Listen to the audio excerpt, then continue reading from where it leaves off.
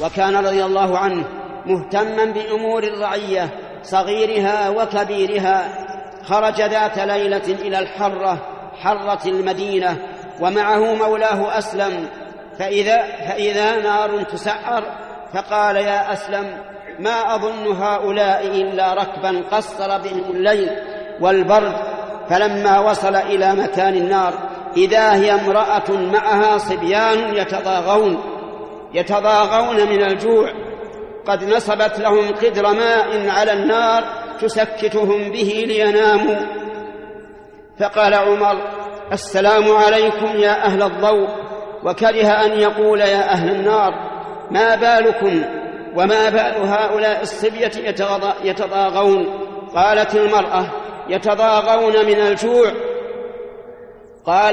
قال: فأي شيء في هذا القدر؟ قالت: ماء أسكتهم به، أوهمهم أني أصنع طعاما حتى يناموا، والله بيننا وبين عمر. فقال عمر رضي الله عنه: يرحمك الله، وما يدري عمر بكم؟ قالت: أيتولى أمرنا ويغفل عنا؟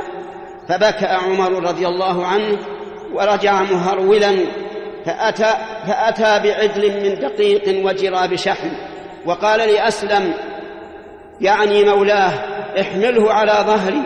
فقال أسلم: أنا أحمله عنك يا أمير المؤمنين. فقال: أنت تحمل وزري عني يوم القيامة.